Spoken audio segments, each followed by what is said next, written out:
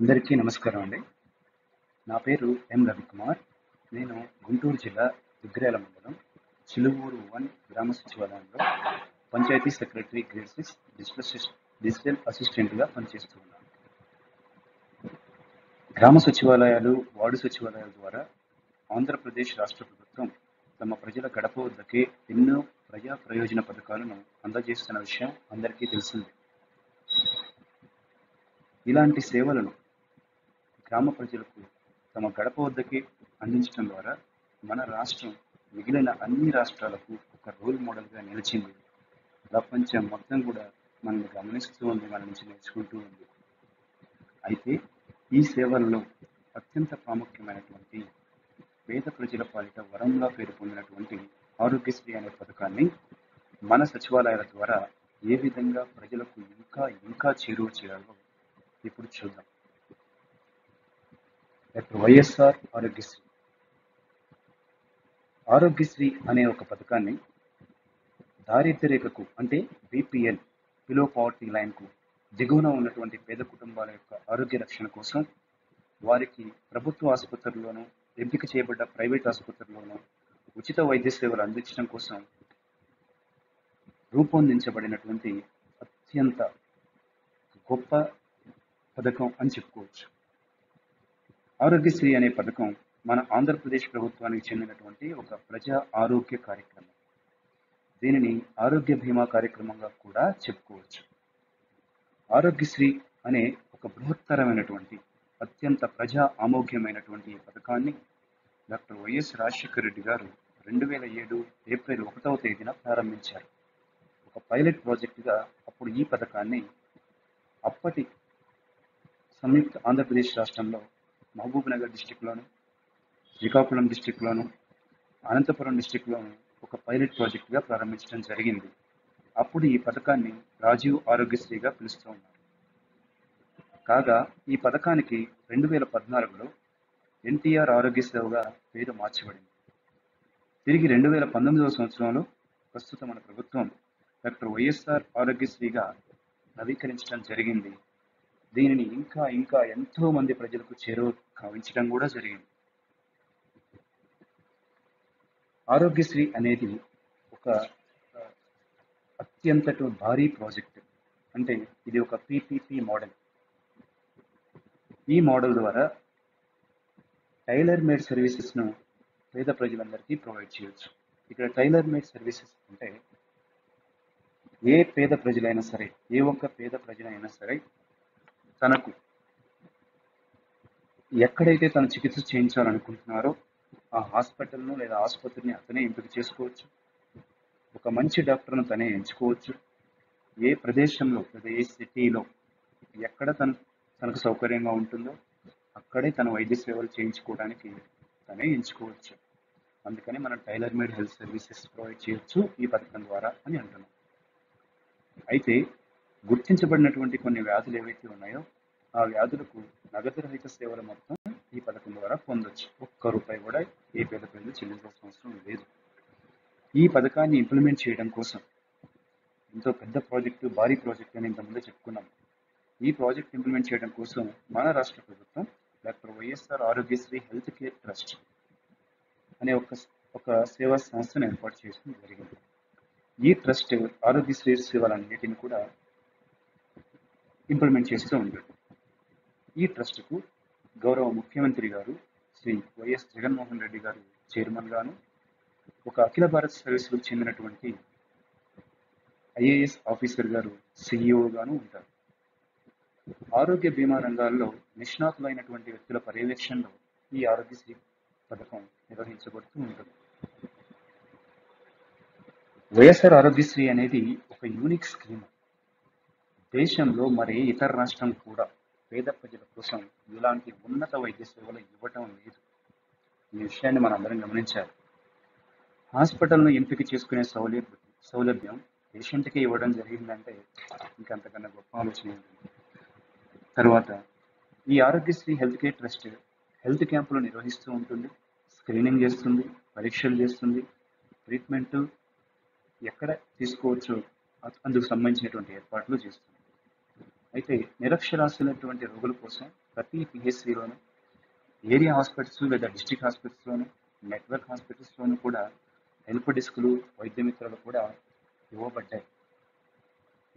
ఈ ఆరోగ్యశ్రీ పథకం ద్వారా ప్రస్తుతం మనం 2128 సేవలను అందిస్తూ ఉండడం జరుగుతుంది. ఈ 2128లో 1059 సేవలు ఇంతకు ముందు నుంచే ఇస్తూ ఉన్నాం.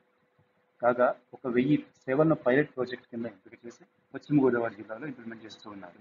మరియు మరొక 54 క్యాన్సర్ కేర్ సంబంధించినటువంటి సేవలను, కొత్తగా ఈ మధ్యనే ఒక 15 కోవిడ్కి సంబంధించిన సేవలను కూడా ఈ పథకం కింద తీసుకురావడం జరిగింది.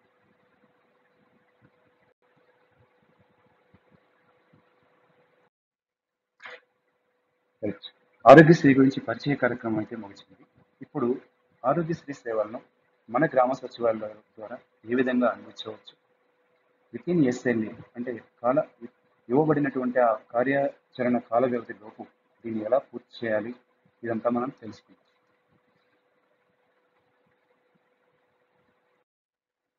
ఇంతకుముందే చెప్పినట్టు ఆరోగ్యశ్రీ అనేది గవర్నమెంట్ ఆఫ్ ఆంధ్రప్రదేశ్ స్పాన్సర్ చేసినటువంటి ఒక యూనివర్సల్ హెల్త్ కవరేజ్. ఇది బీపీఎల్ ఫ్యామిలీస్ను ఉద్దేశించింది. Aarogyasri is a flagship scheme of all health initiatives of the state government. అంటే ఇప్పటికి ఎన్నైతే హెల్త్ ఇన్సూరెన్స్ స్కీమ్స్ ఉన్నాయో వాటన్నిటిలో కల్లా ఆరోగ్యశ్రీ అనేది అత్యున్నతమైనటువంటి ఒక పథకం. ఈ పథకం it offers accountable and evidence based good quality health care services in our state to assist poor families from catastrophic health expenditure.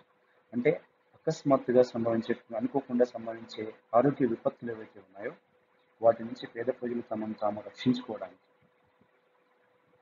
వారి వెనుక మన రాష్ట్ర ప్రభుత్వం ఉంది. వారికి ఒక ధైర్యం ఇస్తున్నటువంటి ఒక ప్రాజెక్ట్. ఇంతకుముందు చెప్పినట్టుగానే ఈ ప్రాజెక్ట్ని doctor YSR health care trust నిర్వహిస్తూ ఉంది. దీని ద్వారా మనం 2128 సేవలను ప్రొవైడ్ చేస్తున్నాం ఇప్పటికీ. అయితే ఇప్పుడు స్క్రీన్ మీద కనిపిస్తున్నటువంటి స్లైడ్ ఏదైతే ఉందో మనకి చాలా చాలా ముఖ్యం. చాలా సచివాలయం నుంచి మనం ఆరోగ్యశ్రీ కార్డులు అయితే ప్రొవైడ్ చేస్తున్నాం. కానీ గ్రామస్తులు ఎవరైతే ఇన్నోసెంట్ పీపుల్ ఉన్నారో, చదువుకునే వారు ఎవరైతే ఉన్నారో, బయట సిటీస్లో ఎవరితో ఎలా మాట్లాడాలో తెలియని వాళ్ళు ఎవరైతే ఉన్నారో వాళ్ళకి ఈ సేవలు ఎలా పొందాలో తెలియకుండా కొంచెం ఇబ్బంది పడుతున్నారు. అందుకోసం ప్రస్తుతం మనం ఆరోగ్యశ్రీ సర్వీసెస్లో ఎలా తెచ్చుకోవచ్చు లేదా ఎలా పొందాలో చూద్దాం. ఇంతకుముందు నేను చెప్పినట్టుగానే ఆరోగ్యశ్రీ హెల్త్ కేర్ ట్రస్ట్ ఏదైతే ఉందో ఆ ట్రస్ట్ వారు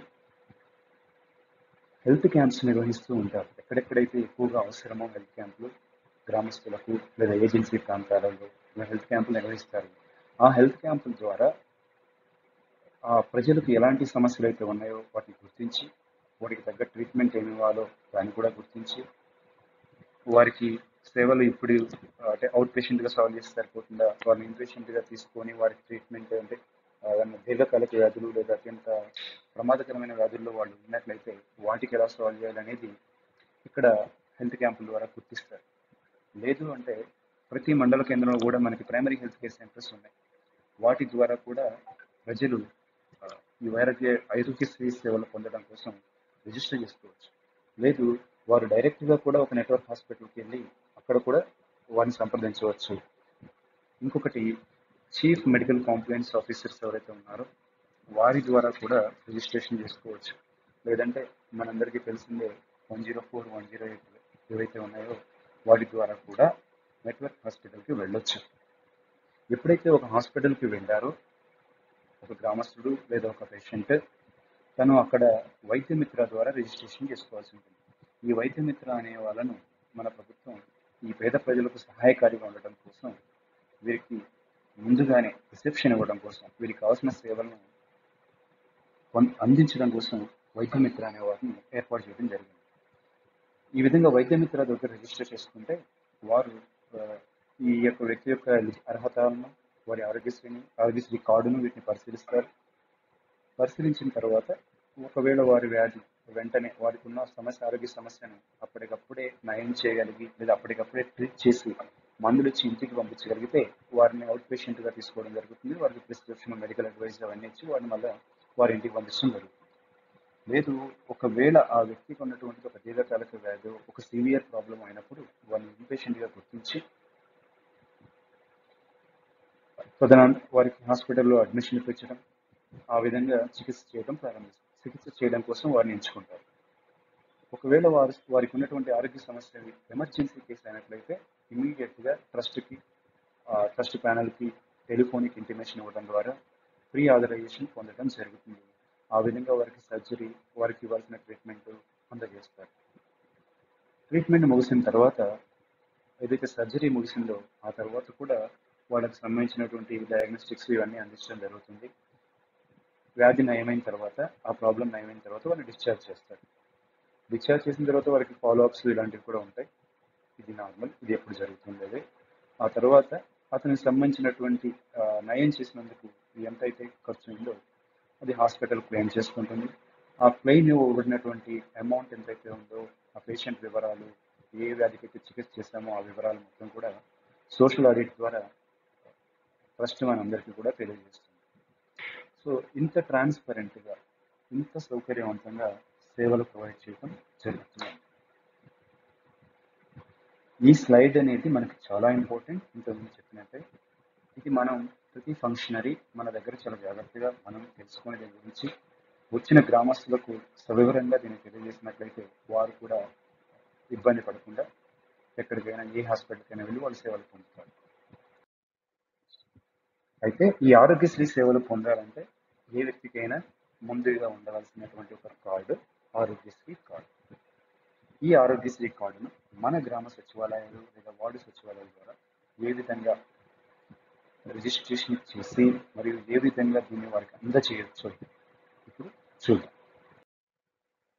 ఆరోగ్యశ్రీ కార్డు సర్వీసులు ప్రస్తుతం మన గ్రామ సచివాలయాల ద్వారా 2 రకాల సర్వీసులు ఉన్నాయి.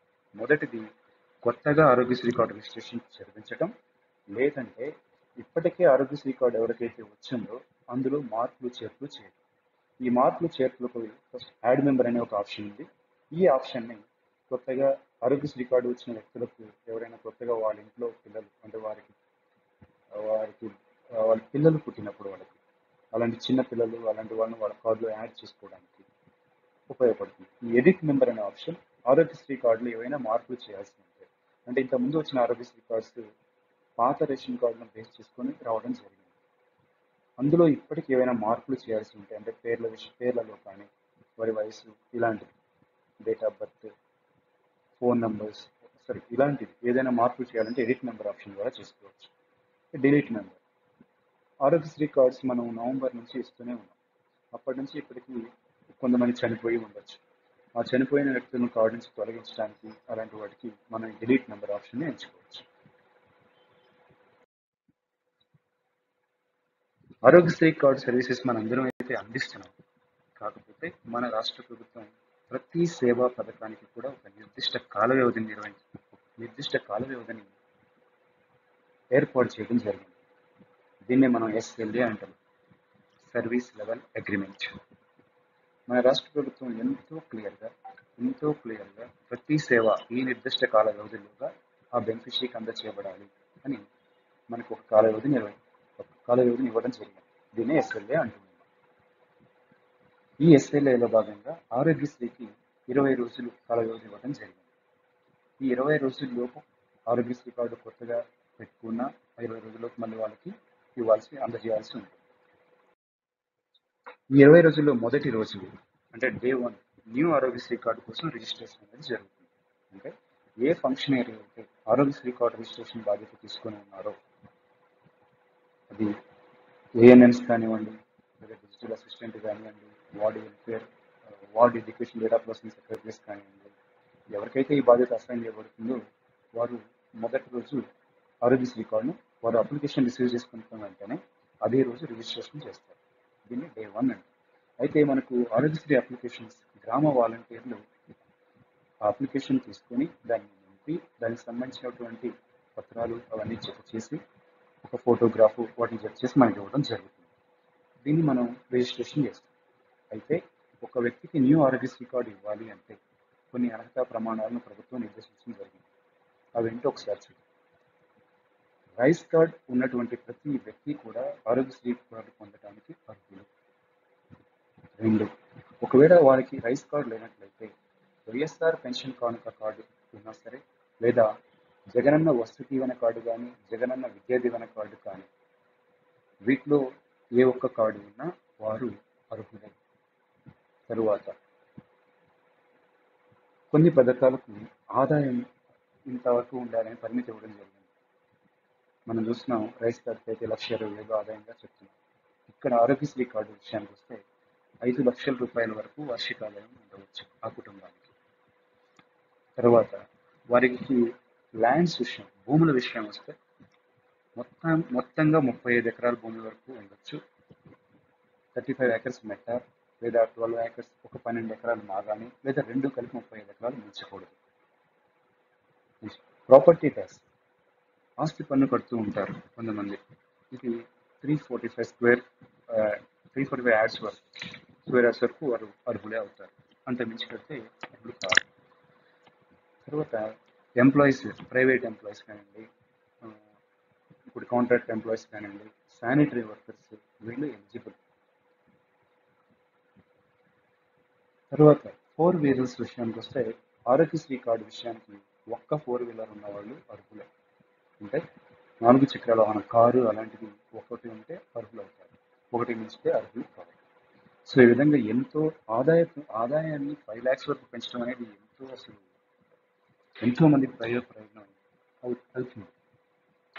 ఈ పెంచడం ద్వారా, ఇన్కమ్ అనే దాన్ని 5 lakhs వరకు తీసుకెళ్ళడం ద్వారా ఎంతో మందికి ప్రయోజనం చేకూరుతూ ఉంది. ఇప్పుడు చిన్న చిన్న ఉద్యోగులకు, చిరు ఉద్యోగులకు కూడా ఇది చాలా ఉపయోగకరం. ఇప్పుడు ఆరోగ్యశ్రీ కార్డు సంబంధించిన అర్హతా ప్రమాణాలు చూసాం. ఎప్పుడైతే మనం వాలంటీర్ నుంచి అప్లికేషన్ రిసీవ్ చేసుకున్నామో ఈ అర్హతా ప్రమాణాలు ఒకసారి పరిశీలించుకోవాలి. అంటే వీరికి మొదటి చెప్పినట్టు రైస్ కార్డు కానీ, వైఎస్ఆర్ పెన్షన్ కార్డు కానీ, వస్తు దీవెన కార్డు కానీ, జగనన్న విద్యా దీవెన ఉన్నదా, లేదా వీరి ఆదాయం 5 లక్షల్లోపు ఉందా, వీరికి ఉన్నటువంటి భూములు 35 acres లోపు ఉన్నాయా, నెక్స్ట్ ఒకవేళ ఉద్యోగస్తులు కనుక ఉన్నట్లయితే ప్రైవేట్ ఉద్యోగస్తులు లాంటి వారి ఆదాయం ఎంతవరకు ఉంటుంది, వీరు ఏ టైపు ఉద్యోగి, లేదా వీరికి వెహికల్స్ ఉంటే ఎంత ఉంది, ఆస్తి పన్ను కడుతుంటే పరిమితి ఇవ్వబడి ఉందా, ఇవన్నీ కూడా ఒకసారి మనం పరిశీలించుకోవాలి. ఇక్కడ అంతా కూడా కరెక్ట్గా ఉంది, సరిగ్గా ఉంది, వీళ్ళు అర్హులే అని మనం నిర్ణయిస్తే, అనుకున్నట్లయితే, ఆ పత్రాల ద్వారా మనకు తెలిసినట్లయితే న్యూ ఆరోగ్యశ్రీ కార్డు రిజిస్ట్రేషన్ మనం చేసేయచ్చు. దీనికోసం ముందుగా మన గ్రామ వార్డు సచివాలయం పోర్టల్లో gramavardusachivalayam.ap.go.in అనే పోర్టల్కి లాగిన్ అవుతుంది. ఈ పోర్టల్ ఓపెన్ అయిన తర్వాత అందులో లాగిన్ అనే ఆప్షన్ని మనం ఎంచుకోవాలి. ఇప్పుడు ఇది ఒక లాగిన్ ప్యానల్కి మనం ఇస్తాం. ఈ లాగిన్ ప్యానల్లో మన యూజర్ నేమ్, పాస్వర్డ్, అంటే ఇక్కడ నేను ఎగ్జాంపుల్గా రిజిస్ట్రేషన్ పాస్వర్డ్ తీసుకున్నాను, యూజర్ క్రెడెన్షియల్స్ తీసుకున్నాను కాబట్టి ఇక్కడ డిజైన్ చెప్పాను. ఆ లాగిన్ క్రెడెన్షియల్స్ ట్యాప్ చేయండి, లాగిన్ నౌ అనే ఆప్షన్ మీద క్లిక్ చేయండి. ఇప్పుడు మనకి గ్రామ వార్డు సచివాలయం పోర్టల్ ఓపెన్ అవుతుంది. ఈ పోర్టల్లో మనకి 540 పైన సేవలు అందిస్తూ ఉన్నాం. ఇందులో నుంచి health, medical and family welfare అనేటువంటి ఈ సెక్షన్ ఏదైతే ఉందో ఈ సెక్షన్ని ఎంచుకోవాలి. దీంట్లో ఫ్యామిలీ వెల్ఫేర్ అనే ఒక సెక్షన్లో ఆరోగ్యశ్రీ కార్డు రిజిస్ట్రేషన్ అనే ఆప్షన్ ఇవ్వడం జరిగింది. ఈ ఆరోగ్యశ్రీ కార్డు రిజిస్ట్రేషన్ అనే ఆప్షన్ మీద క్లిక్ చేయండి. ఇక్కడ ఏ బెనిఫిషరీకి అయితే మనం ఆరోగ్యశ్రీ కార్డు అప్లై చేయాలనుకుంటున్నామో వారి వివరాలు అడగడం జరుగుతుంది. ఇది చాలా చాలా ముఖ్యమైనటువంటి స్క్రీన్. ఎట్టి పరిస్థితుల్లో కూడా ఈ స్క్రీన్ని మనం బైపాస్ చేయకూడదు, లేదా ఇక్కడ ఏ రాంగ్ ఇన్ఫర్మేషన్ ఇవ్వకూడదు. అంటే అప్పటికప్పుడు ఏదో ఈ స్క్రీన్ని నడిపించడానికి బెనిఫిషియరీ నేమ్ దగ్గర XXX ఏఏవి ఇలాంటి పేర్లు ఇవ్వకూడదు. ఖచ్చితంగా ఎవరికైతే మనం అప్లికేషన్ పెడుతున్నామో ఆ వ్యక్తి పేరు, అంటే ఫ్యామిలీ హెడ్ పేరు, వారి యొక్క పనిచేస్తున్నటువంటి వర్కింగ్ ఫోన్ నెంబర్, వారి యొక్క ఆధార్ నెంబర్ ఇవ్వాలి. దీనివల్ల ప్రయోజనం ఏంటి అంటే ఈ ఒక సేవని రిజిస్టర్ చేసిన తర్వాత, గ్రామ సచివాలయాల ద్వారా ఒక సేవని రిజిస్ట్రేషన్ చేసిన తర్వాత ఆ సంబంధిత వ్యక్తి యొక్క మొబైల్ ఫోన్కు ఒక మెసేజ్ ఇవ్వడం కోసం ఉద్దేశించబడింది. ఇక్కడ మనం కనుక తప్పు పేరు ఇచ్చినా, తప్పు మొబైల్ నెంబర్ ఇచ్చినా వారికి ఏ సేవలు ఇస్తున్నామో తెలియదు. అందువలన బెనిఫిషరీ పేరు, మొబైల్ నెంబరు, ఆధారు కరెక్ట్గా ఇచ్చినట్లయితే మన ఆరోగ్యశ్రీ కార్డు రిజిస్ట్రేషన్ చేసిన వెంటనే ఆ సంబంధిత వ్యక్తికి ఒక SMS డ్రాప్ చేయడం జరుగుతుంది. అంటే ఫలానా సచివాలయంలో మీ పేరు మీద ఆరోగ్యశ్రీ కార్డు రిజిస్ట్రేషన్ చేయడం జరిగింది అని ఎస్ఎంఎస్ అవుతుంది. ఆరోగ్యశ్రీ కార్డు ఎప్పుడైతే తనకు తయారవుతుందో, డెలివరీ సిద్ధమవుతుందో, అప్పుడు మరొక మెసేజ్ కూడా వారికి ఇవ్వడం జరుగుతుంది. మీ కార్డు సిద్ధంగా ఉంది, ఫలానా సచివాలయానికి వెళ్ళి మీరు దాన్ని తెచ్చుకోగలరు. ఇలా తనకు బెనిఫిషరీకి ఎప్పటికప్పుడు సరైన సమాచారం ఇవ్వడానికి ఈ స్కీమ్ మనకి చాలా ముఖ్యం. కాబట్టి బెనిఫిషరీ పేరు, మొబైల్ నంబరు, ఆధార్ నంబరు చాలా జాగ్రత్తగా ఇవ్వగలరు. ఎప్పుడైతే అక్కడ మనం సబ్మిట్ అన్నామో వచ్చామో వెంటనే మనకి ఇక్కడి నుంచి మనం ఈ జాబ్లో జాయిన్ అయినప్పటి నుంచి అంటే అక్టోబర్ నవంబర్ మూమెంట్ నుంచి నవశకం అనే పోర్టల్లో పనిచేస్తూ ఉన్నాం. అంటే ఆరోగ్య సేవలు ఇప్పటికీ నవశకం వెబ్సైట్లోనే ఉన్నవి. సో ఇక్కడి నుంచి గ్రామ సచివాలయం వెబ్సైట్ నుంచి మనం ఆ నవశకం వెబ్సైట్కి ఇప్పుడు రీడైరెక్ట్ చేయాలి. అంటే ఇప్పుడు మనకు నవశకం పోర్టల్ పేజ్ లాగిన్ అవుతుంది. ఈ పేజ్లో మొదటగా వాలంటీర్ పేరు, అంటే ఏ బెనిఫిషరీకి అయితే నువ్వు ఆరోగ్యశ్రీ కార్డు మనం చేయబోతున్నామో వారికి సంబంధించిన వాలంటీర్ ఎవరో ఇక్కడ ఉన్నటువంటి సెలెక్షన్ బాక్స్లో మనం ఎంచుకోవాలి. తర్వాత ఆ అప్లికేషన్ ఎంట్రీ చేస్తున్న డేట్, అంటే ఈ రోజు మనం ఏ రోజైతే అప్లికేషన్ ఎంట్రీ చేస్తున్నామో ఆ డేట్ ఇవ్వాలి. ఇక్కడ డేట్ తప్పిస్తే మనకి ఎస్ఏలో తేడాలు ఉంటాయి, అలా రాకుండా కరెక్ట్గా ఇవ్వాలి. నెక్స్ట్ ఆ వ్యక్తి యొక్క ఆధార్ నెంబర్ మరి ఒకసారి ఇచ్చి, అంటే ఫ్యామిలీ హెడ్ యొక్క ఆధార్ నెంబర్ ఇచ్చి గెట్ కార్డ్ డేటా అనే ఆప్షన్ మీద క్లిక్ చేయాలి.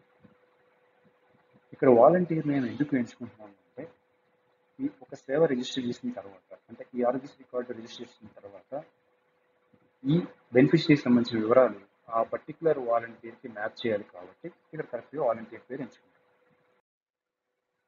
ఎప్పుడైతే ఇక్కడ గెట్ కార్డ్ డేటా అన్నామో వెంటనే ఆ ఫ్యామిలీకి సంబంధించినటువంటి వివరాలతో ఒక ఫామ్ ఓపెన్ చేయబడుతుంది, ఆన్లైన్ ఫామ్ ఓపెన్ అవుతుంది. ఈ ఆన్లైన్ ఫామ్లో ఆ కుటుంబంలో ఎవరెవరైతే సభ్యులు ఉన్నారో వాళ్ళ పేర్లు, వాళ్ళ జెండర్, ఫ్యామిలీ హెడ్తో వాళ్ళకున్న రిలేషన్స్, నెక్స్ట్ వాళ్ళ date of birth, age, Aadhaar number, వాళ్ళ మొబైల్ నంబరు, ఇలాంటి ఫీల్డ్స్తో ఫామ్ ఓపెన్ అవుతుంది.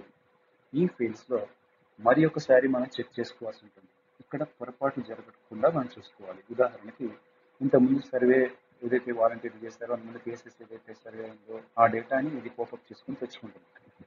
ఆ డేటాలో ఏదైనా మిస్టేక్స్ ఉంటే వాటిని మనం ఇక్కడ కరెక్ట్ చేసుకోవచ్చు. ఉదాహరణకి ఒక వ్యక్తి పేరు పొరపాటుగా మేల్ అని ఉంది, యాక్చువల్ తన ఫీమేల్ అనుకుందాం. అప్పుడు మనం ఇక్కడ జెండర్ దగ్గర కరెక్ట్గా జెండర్ మార్చాలి. ఇక్కడ వరకు మనం నిర్లక్ష్యం ఉన్నా, ఒకవేళ పట్టించుకోకపోయినా పొరపాటు జరిగితే ఆ వ్యక్తికి కార్డు ఇచ్చినా సరే పాపం అతను అర్హులు కాకపోయే అవకాశం ఉంది. అందువల్ల చాలా జాగ్రత్తగా ఇక్కడ వారి జెండరు, వారి రిలేషను, వాళ్ళ డేట్ ఆఫ్ బర్త్, ఏజ్, ఈ విషయాలు చాలా జాగ్రత్తగా ఏమైనా మిస్టేక్స్ ఉంటే కరెక్షన్ చేయాలి, కరెక్ట్గా ఎంట్రీ చేయాలి. తర్వాత మరొకసారి వాళ్ళ ఆధార్ కార్డు నెంబర్స్ ఇక్కడ ఎంట్రీ చేస్తే సరిపోతుంది. ఆ తర్వాత ఇంకొక ముఖ్యమైనది mobile phone, working mobile number ఏదైనా ఇక్కడ ఎంటర్ చేయాల్సి ఉంటుంది. ఇది ఫస్ట్ పార్ట్. ఇదే ఆన్లైన్ ఫామ్లో నెక్స్ట్ పార్ట్ విషయానికి వస్తే ఆ ఫ్యామిలీకి సంబంధించినటువంటి అడ్రస్, వాళ్ళ ఫ్యామిలీ ఫోటోగ్రాఫ్ లేదా హెడ్ ఫోటోగ్రాఫ్ అప్లోడ్ చేయమని అడుగుతుంది. ఇక్కడ అడ్రస్ అనేదాన్ని చాలా జాగ్రత్తగా వాళ్ళు ఎక్కడ ఉంటున్నారో ప్రస్తుతం డోర్ నెంబర్లు, ల్యాండ్ మార్క్తో సహా ఇస్తే రేపు కార్డ్ వచ్చిన తర్వాత వారికి డెలివరీ ఇవ్వడానికి మనకు చాలా ఈజీగా ఉంటుంది. తర్వాత ఫ్యామిలీ ఫోటో లేదా ఆ ఫ్యామిలీ హెడ్ ఫోటో ఇక్కడ అప్లోడ్ చేయాలి. మనం ఒక స్కాన్ కాపీ తీసుకొని దాన్ని అప్లోడ్ చేస్తాం. ఇది 200 KB వరకు, 200 KB వరకు ఉండొచ్చు. ఈ ఫోటోగ్రాఫ్ యొక్క సైజు 200 KB వరకు ఉండొచ్చు. తరువాత మనం ఇప్పటి వరకు మనందరికీ బాగా అలవాటైనటువంటిది 6 స్టెప్ వాలిడేషన్ జరుగుతూ ఉంటుంది అని, అంటే రైస్ కాస్ట్ కానీ పెన్షన్ కానివ్వండి అన్నిటి కూడా 6 స్టెప్ వాలిడేషన్ జరుగుతుంది. కాగా ఆరోగ్యశ్రీకి అయితే 5 స్టెప్ వాలిడేషన్ ప్రొసీజర్ నడుస్తుంది ప్రస్తుతం. ఈ 5 స్టెప్ వాలిడేషన్లో మొదటి validation step 1 employment details check చేయడం జరుగుతుంది. అంటే ఎవరైతే కార్డులో సభ్యులు ఉన్నారో వాళ్ళు ఎంప్లాయర్ కాదా, అక్కడ స్టేటస్ దగ్గర ఎన్ అని ఉంటే వారు ఎంప్లాయ్ కాదు అని అక్కడ ఉన్నట్టు ఆ డేటాబేస్లో. ఒకవేళ అతను ఎంప్లాయ్ అయితే ఇక్కడ వై అని ఉంటుంది. ఇక్కడ ఏమైనా పొరపాట్లు ఉంటే మనం వాటన్నిటిని కూడా సబ్మిట్ చేయవచ్చు. ఒక ఎండార్స్మెంట్ క్రియేట్ అవుతుంది, తర్వాత మనకు అధికారులు అందరూ అప్లోడ్ చేస్తారు. సో ఇక్కడ ఒకసారి జాగ్రత్తగా అబ్జర్వ్ చేద్దాం. స్టెప్ 1లో ఎంప్లాయబిలిటీ అనేది చెక్ చేయబడుతుంది. స్టెప్ 2 వారి ఫ్యామిలీ ఇన్కమ్ ఎంత, ఒకవేళ వీళ్ళ ఫ్యామిలీలో ఎవరైనా ఇన్కమ్ ట్యాక్స్ పే చేస్తున్నారా, పే చేస్తుంటే ఎంత, ఏ లోపు ఉన్నారు అనేది అక్కడ చూపించబడుతుంది. మీకు ఇంతకుముందు చెప్పాను, ఐటీ పే చేసేవాళ్ళు జనరల్గా ఇతర పథకాలకు అర్హులు కాదు. అయితే ఇక్కడ 5 lakhs లోపు ఇన్కమ్ ఉండి వాళ్ళు ఇన్కమ్ ట్యాక్స్ పే చేసుకున్న వాళ్ళు అర్హులు అవుతారు. 5 లక్షల వరకు ఇన్కమ్ పే చేయొచ్చు. 5 లక్షల వరకు వాళ్ళ వార్షిక ఆదాయం ఉండొచ్చు. అయితే ఈ సభ్యుల వివరాలు ఇస్తూ ఆ పక్కన మనకి కొన్ని టెక్స్ట్ బాక్స్లు ఇవ్వడం జరిగింది. ఇక్కడ మనం వాళ్ళ యొక్క ఫ్యామిలీ ఇన్కమ్ని ఖచ్చితంగా చాలా జాగ్రత్తగా వారి ఫ్యామిలీ ఇన్కమ్ ఎంట్రీ చేయాలి. ఇక్కడ కొన్ని సచివాలయాల్లో సాధారణంగా మనం చేసిన ఒక మిస్టేక్, పొరపాటుగా సున్నాలు యాడ్ చేయబడుతున్నాయి. ఇది పొరపాటుగా జరుగుతుంది, కామన్ మిస్టేక్. కాబట్టి వాళ్ళ ఇన్కమ్ చాలా జాగ్రత్తగా ఎంట్రీ చేయండి. కొన్ని సచివాలయాలు పొరపాటు మనం 60,000 వేయబోయి వాటిని 6 lakhs ఇలా కూడా వేయడం జరిగింది. 80,000 వేయబోయి ఒక సున్నా ఎక్స్ట్రా పడి 8 lakhs అయిపోయింది. ఇలా కొంతమంది ఇంతకుముందు అనర్హులయ్యారు. వాటి కోసం ఇక్కడ చాలా జాగ్రత్తగా యాన్యువల్ ఇన్కమ్ దగ్గర ఎంతో జాగ్రత్తగా ఎంట్రీ చేయండి. ఎంట్రీ చేసిన దాన్ని మరొకసారి సరిచూసుకోండి. ఆ తర్వాత స్టెప్ 3లో ఆ ఫ్యామిలీకి ల్యాండ్ ఎంత ఉంది అనేది ఇక్కడ డేటాబేస్ నుంచి, ఆ వెబ్ ల్యాండ్ నుంచి ఇక్కడికి పాపులేట్ అవుతుంది. వాళ్ళకి వెట్ ల్యాండ్ ఎంత ఉంది, డ్రై ల్యాండ్ ఎంత ఉంది. ఇంతకుముందు మనం చెప్పుకున్నాం, వెట్ ల్యాండ్ ఒక 12 ఎకరాల వరకు ఉండొచ్చు, డ్రై ల్యాండ్ ఒక 35 acres వరకు ఉండొచ్చు, లేదా రెండు కలిపి 35 acres మించకూడదు అని నేర్చుకుంటాం. అది ఇక్కడ సరి చూసుకోవాలి. ఒకవేళ ఇక్కడ ఏమైనా తప్పులు ఉన్నట్లయితే, అంటే ఇక్కడేమో ల్యాండ్ లేదు అని చూపిస్తుంది, యాక్చువల్లీ వాళ్ళకి ల్యాండ్ ఉంది అనుకున్నాం, అంటే డేటాబేస్లో ఉన్నప్పటికీ వాళ్ళకి లేదు, వాళ్ళు రీసెంట్గా కొన్నారు, అది ఇంకా అప్డేట్ అవ్వలేదు అప్పుడు అనుకుంది. సంబంధిత వాలంటీర్ వాళ్ళకి ల్యాండ్ ఉంది అనే డాక్యుమెంట్స్ మీకు ఎంత ఇచ్చినట్లయితే ఆ డాక్యుమెంట్స్ వారికి ఎంతైతే ల్యాండ్ ఉందని తెలిసిందో అవి ఇక్కడ ఇచ్చినటువంటి బాక్స్లో మనం ఎంటర్ చేయవచ్చు, ఈ ఫీల్డ్స్లో మనం ఎంటర్ చేయాలి. ఆ విధంగా family land income, land details అవి అయిన తర్వాత 4-wheeler ఒకటి వెరిఫై చేస్తుంది. ఇంత తీసుకెళ్ళి 4-wheeler ఉంటే ఎన్ని 4-wheelers ఉన్నాయి ఇది కూడా మనం వెరిఫై చేస్తాం. దానికి కూడా ఇంతకుముందు ప్రాపర్టీ ట్యాక్స్, వారికి ప్రాపర్టీ ట్యాక్స్ కడుతున్నారా లేదా అనేది కూడా ఒకసారి చూసుకోవాల్సి ఉంటుంది. ఈ 5-step వ్యాలిడేషన్ కరెక్ట్గా చేసిన తర్వాత మన నుంచి ఒక డిక్లరేషన్ అడుగుతుంది. చాలా రోజు నేను పైన ఇచ్చిన ఇన్ఫర్మేషన్ అంతా కరెక్టే, మొత్తం వెరిఫై చేస్తే నేను ఇస్తున్నాను అని మనం ఇక్కడ సర్టిఫై చేస్తున్నాం, ఒక డిక్లరేషన్ ఇస్తున్నాం. కాబట్టి చాలా జాగ్రత్తగా చూసి అన్ని సరి చూసుకొని డిక్లరేషన్ చేసి ఇవ్వండి. డిక్లరేషన్ ఇచ్చిన తర్వాత సబ్మిట్ డేటా అనే ఆప్షన్ మీద క్లిక్ చేయాలి. ఎప్పుడైతే సక్సెస్ఫుల్గా ఫామ్ సబ్మిట్ అవుతుందో అప్పుడు మనకి ఒక వైఎస్ఆర్ జనరేట్ అవుతుంది. మనకు తెలుసు వైఎస్ఆర్ అంటే ఇక్కడ యువర్ సర్వీస్ రిక్వెస్ట్ నెంబర్. అది ఆరోగ్యశ్రీ కార్డ్స్కి వచ్చి ఏఆర్జిఎం ఇలా స్టార్ట్ అవుతుంది. ఈ నెంబర్ను ఆ అప్లికెంట్ యొక్క దరఖాస్తు మీద నోట్ చేసి పెట్టండి. ఇది మనకి భవిష్యత్తులో రిఫర్ చేసుకోవడానికి ఉపయోగపడుతుంది. ఈ విధంగా చేసినట్లయితే ఆ 20 days SLAలో మొదటి రోజు రిజిస్ట్రేషన్ ప్రక్రియ ముగిసినట్లయితే. ఇప్పుడు డే 2 నుంచి డే 6, రెండవ రోజు నుంచి 6వ రోజు వరకు మనం ఏదైతే అప్లికేషన్ సబ్మిట్ చేసి ఉన్నామో ఈ అప్లికేషన్ సంబంధిత అధికారుల ద్వారా ప్రాసెస్ చేయబడుతుంది. అంటే అప్లికేషన్ యొక్క వ్యాలిడిటీని, ఇందులో ఉన్న ఫీల్డ్స్ యొక్క వ్యాలిడిటీని, ఈ టోటల్ వ్యాలిడేషన్ అనేది సంబంధిత అధికారులు చేయడం జరుగుతుంది. ఒకసారి ఫంక్షనరీ సబ్మిట్ చేసినటువంటి ఆరోగ్యశ్రీ అప్లికేషన్ సంబంధిత జిల్లా ఆరోగ్యశ్రీ అధికారి వారికి పంపించడం జరుగుతుంది. ఆ ఆరోగ్యశ్రీ జిల్లా అధికారి వారు ఈ అప్లికేషన్ వెరిఫై చేస్తారు, ప్రాసెస్ చేస్తారు, దాన్ని వ్యాలిడేట్ చేసి తరువాత స్టెప్స్, అంటే వీళ్ళు ఎలిజిబుల్ అయినట్లయితే వాళ్ళకి ఒక యూహెచ్ఐడి నెంబర్ ఇవ్వడం కానీ, పీడిఎఫ్ కార్డు తయారు చేయడం, ఇలాంటి ఆప్షన్స్, ఇలాంటి స్టెప్స్కి మూవ్ అవ్వడం జరుగుతుంది. ఒకవేళ ఏమైనా సమస్యలు, వ్యాలిడేషన్లో ఏమైనా ప్రాబ్లమ్స్ ఉన్నట్లయితే ఎండార్స్మెంట్ జనరేట్ చేసి దాని మీద అబ్జెక్షన్స్ మనకు పంపించడం జరుగుతుంది. ఈ ప్రక్రియ 2వ రోజు నుంచి 6వ రోజు మధ్య జరుగుతుంది. ఒకవేళ ఈ స్టెప్స్లో ఈ కాల వ్యవధిలో ఆ కార్డు వ్యక్తులు మొత్తం ఎవరైతే అప్లై చేస్తున్నారో వీళ్ళు అర్హులే అని తేలినట్లయితే అప్పుడు 7వ రోజు, ఈ SLAలో 7వ రోజు వారికి ఒక యూనిక్ హెల్త్ ఐడిని జనరేట్ చేయడం జరుగుతుంది. మనకు తెలుసు యూనిక్ హెల్త్ ఐడి అనే దాంట్లో మొత్తం ఒక 11 అంకెల నంబర్ జనరేట్ అవుతుంది. ఇది 10111 ఇలా నంబర్, ఇలా ఒక 11 అంకెలు కూడా ఒక నంబర్ వస్తుంది. అది యూనిక్ హెల్త్ ఐడి. ఈ ఐడి ద్వారా మనం ఆ కార్డు ద్వారా ఎంతమంది ఉన్నారో కార్డులో సభ్యులు, వారి వివరాలు ఇవన్నీ కూడా మనం తెలుసుకోవచ్చు. తర్వాత డే 8, 8వ రోజు ఏదైతే యూహెచ్ఐడి ఇవ్వబడిందో దానికి ఒక PDF, అంటే ఒక పోర్టబుల్ డాక్యుమెంట్ ఫార్మాట్ క్రియేట్ చేయబడుతుంది. అనేవి ఒక డెడికేటెడ్ ప్రింటర్కి ప్రింటింగ్ కోసం పంపించబడతాయి. మనకు తెలుసు ఇవి మన ఆఫీసులో లేదా మన సచివాలయాల్లో ఉన్నటువంటి ఆ చిన్న ప్రింటర్ ద్వారా ప్రింట్ చేసే కార్డ్స్ కాదు. ఆరోగ్యశ్రీ కార్డ్ అనేది గ్రీన్ కలర్లో చాలా బాగుంటుంది, ఎంతో అందంగా ఉంటుంది. కార్డు కూడా it's well good design card. ఆ కార్డ్స్ ప్రింట్ చేయడానికి డెడికేటెడ్ ప్రింటర్స్ ఉంటాయి. ఆ ప్రింటర్కి ప్రింటింగ్ ప్రక్రియ కోసం వీటిని పంపిస్తారు. ఇది డే 8 రోజు జరుగుతుంది. ఆన్ డే 9 టు డే 19 అంటే 9వ రోజు నుంచి 19వ రోజు వరకు ఈ ప్రింట్ చేయబడ్డ కార్డులను సంబంధిత సచివాలయాలకు సరఫరా చేయడం జరుగుతుంది. అంటే ఈ నిర్దిష్ట కాలాలు ఏదైతే 9 రోజులు 19 రోజులు ఉన్నాయో ఈ మధ్యలో ఆ కార్డులన్నింటినీ సంబంధిత సచివాలయాల వారీగా గ్రూప్ చేయడం, అంటే జిల్లా వారీగా, మండల వారీగా, సచివాలయం వారీగా గ్రూప్ చేయడం, వాటిని అక్కడికి చేరవేయడానికి ఈ కాల వ్యవధి నిర్ణయించడం జరిగింది. ఎప్పుడైతే ఆ 19 రోజుల్లోపు అంటే 9 నుంచి 19 రోజుల్లోపు ఎప్పుడైనా కార్డు రావచ్చు. కార్డు వచ్చిన తర్వాత సచివాలయాల్లో మనం ఆ కార్డుని రిసీవ్ చేసుకున్న తర్వాత 20వ రోజు అంటే ఆ కార్డు యాక్చువల్లీ ఎలా ఉంటుంది, శాంపుల్ నేను కార్డు చూపించాను. ఆరోగ్యశ్రీ కార్డు చూడండి, చక్కగా గ్రీన్ కలర్లో చూడడానికి చాలా అందంగా ఎంత బాగుంది.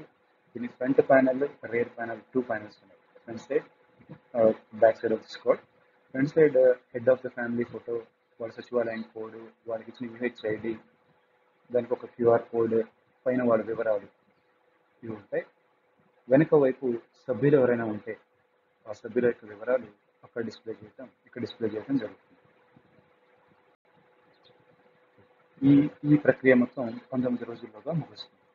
20వ రోజు ఆ కార్డును కంపల్సరీగా సంబంధిత వాలంటీర్ ద్వారా వారి ఇంటి వద్దనే, గడప వద్దనే ఈ కార్డును పంపిణీ చేయాల్సి ఉంటుంది. ఇంతకుముందు మనం కార్డు రిజిస్ట్రేషన్ ప్రక్రియ జరుగుతున్నప్పుడు వాలంటీర్ పేరు అనే దాన్ని ఎంచుకున్నాం. ఎప్పుడైతే కార్డు రిజిస్ట్రేషన్ చేయడానికి ఒక వాలంటీర్ పేరు ఎంచుకున్నామో ఆ కార్డు యొక్క రిజిస్ట్రేషన్ విజయవంతంగా పూర్తి చేసి మనం దానికి ఒక ఏఆర్జిఎం నంబర్, ఒక వైఎస్ఆర్ నంబర్ క్రియేట్ చేసిన వెంటనే సంబంధిత వాలంటీర్కి చెందినటువంటి ఆ గ్రామ వార్డు వాలంటీర్ యాప్ ఉంటుంది మొబైల్లో. ఆ యాప్లో సేవల డెలివరీ అనే ఆప్షన్ ఒకటి ఇవ్వబడింది.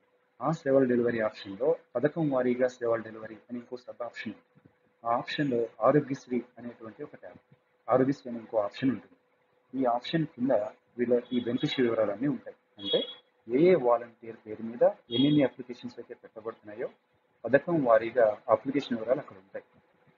ఎప్పుడైతే హార్డ్ కాపీ ఆరోగ్యశ్రీ యొక్క కాపీ ఒక ప్రింట్ అయి వచ్చిందో, ఒక కార్డు ప్రింట్ అయి వచ్చిందో, అప్పుడు ఆ వాలంటీర్ యాప్లో ఆ బెనిఫిషియరీ పేరు ఎదురుగా డెలివరీ పెండింగ్ అని చూపిస్తూ ఉంటుంది.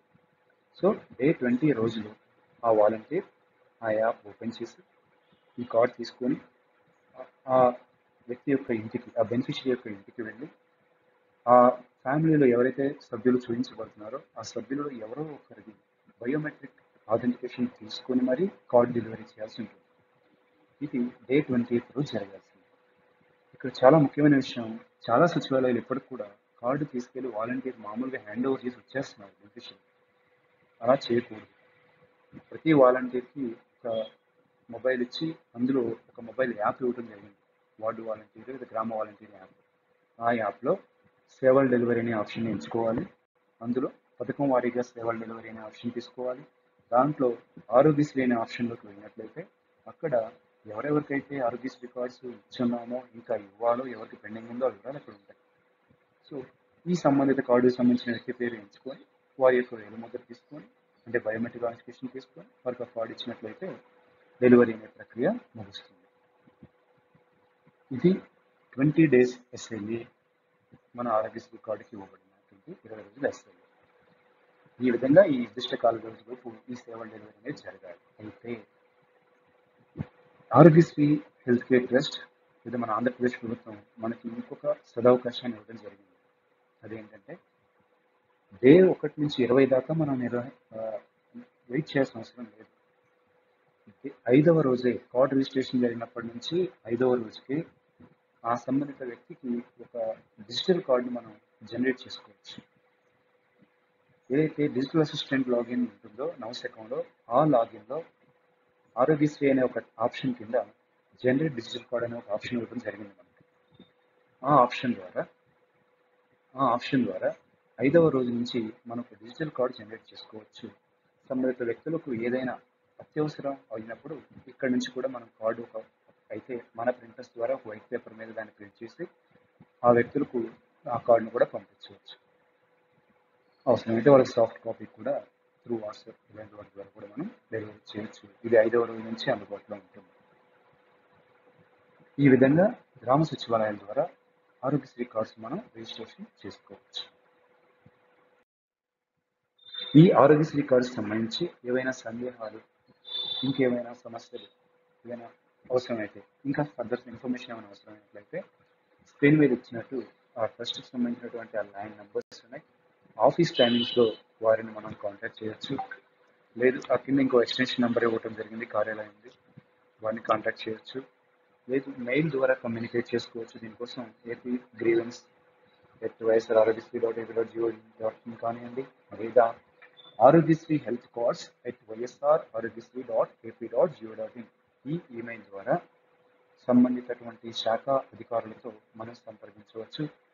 వారు చాలా వేగంగా స్పందిస్తూ ఉన్నారు, తక్షణమే మనకు సేవలు అందిస్తూ ఉన్నారు. సో ఆరోగ్యశ్రీ కార్డ్ అనేది ఎంతో అత్యవసరమైనటువంటి సేవ.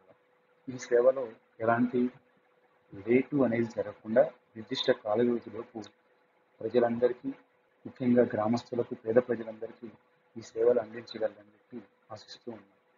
Thank you very much.